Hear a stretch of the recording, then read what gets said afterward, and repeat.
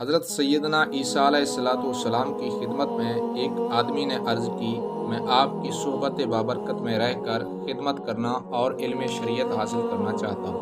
تو حضرت سیدنا عیسیٰ علیہ السلام نے اس کو اجازت دے دی۔ چلتے چلتے جب دونوں ایک نہر کے کنارے پہنچے تو حضرت سیدنا عیسیٰ علیہ السلام نے فرمایا، آؤ کھانا کھا لیں۔ تو حضرت سیدنا عیسیٰ علیہ السلام کے پاس 3 روٹیاں تھیں۔ جب ایک ایک روٹی دونوں کھا چکے تو حضرت سیدنا عیسیٰ علیہ السلام نہر سے پانی نوش فرمانے لگے۔ اسی دوران اس شخص نے تیسری روٹی چھپا لی۔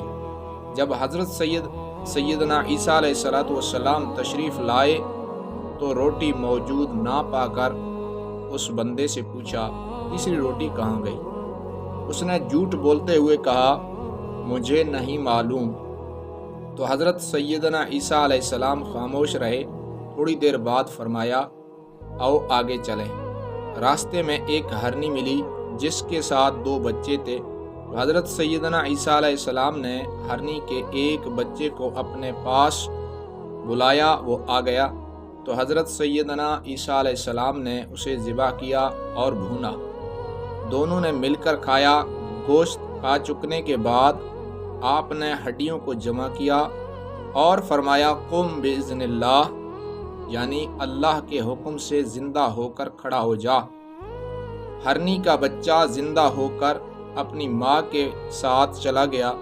تو حضرت سیدنا عیسیٰ علیہ السلام نے اس شخص سے فرمایا، تجھے اس اللہ عز و جل کی قسم جس نے مجھے یہ معجزہ دکھانے کی قدرت عطا کی، سچ بتا وہ تیسری روٹی کہاں گئی؟ وہ بولا، مجھے نہیں معلوم۔ فرمایا، آؤ آگے چلیں۔ چلتے چلتے ایک دریا پر پہنچے تو حضرت سیدنا عیسیٰ علیہ السلام نے اس شخص کا ہاتھ پکڑا اور پانی کے اوپر چلتے ہوئے دریا کے کنارے پہنچ گئے۔ تو حضرت سیدنا عیسیٰ علیہ السلام نے اس شخص سے فرمایا، تجھے اس خدا کی قسم جس نے مجھے یہ معجزہ دکھانے کی قدرت عطا کی، سچ بتا وہ تیسری روٹی کہاں گئی؟ وہ بولا، مجھے نہیں معلوم۔ تو حضرت سیدنا عیسیٰ علیہ السلام نے فرمایا، آؤ آگے چلیں۔ چلتے چلتے ایک ریگستان میں پہنچے تو حضرت سیدنا عیسیٰ علیہ السلام نے ریت کی ایک ڈھیری بنائی اور فرمایا، اے ریت کی ڈھیری، اللہ تعالیٰ کی حکم سے سونا بن جا۔ وہ فوراً سونا بن گئی۔ تو حضرت سیدنا عیسیٰ علیہ السلام نے اس کے 3 حصے کیے، پھر فرمایا، یہ ایک حصہ میرا اور ایک حصہ تیرا اور ایک اس کا جس نے وہ تیسری روٹی لی۔ یہ سنتے ہی وہ شخص جھٹ بول اٹھا، یا روح اللہ، وہ تیسری روٹی میں نے ہی لی تھی۔ تو حضرت سیدنا عیسیٰ علیہ السلام نے فرمایا، یہ سارا سونا تو ہی لے لے۔ پھر اس کو چھوڑ کر آپ علیہ السلام آگے تشریف لے گئے۔ یہ شخص سونا چادر میں لپیٹ کر اکیلا ہی روانہ ہوا۔ راستے میں اسے 2 شخص ملے۔ انہوں نے جب دیکھا اس کے پاس سونا ہے تو اس کو قتل کرنے کے لیے تیار ہو گئے وہ دونوں، تاکہ سونا لے لیں اس سے۔ وہ شخص جان بچانے کی خاطر بولا، تم مجھے کیوں قتل کرتے ہو؟ ہم اس سونے کے 3 حصے کر لیتے ہیں اور ایک ایک حصہ بانٹ لیتے ہیں۔ وہ دونوں اس پر راضی ہو گئے۔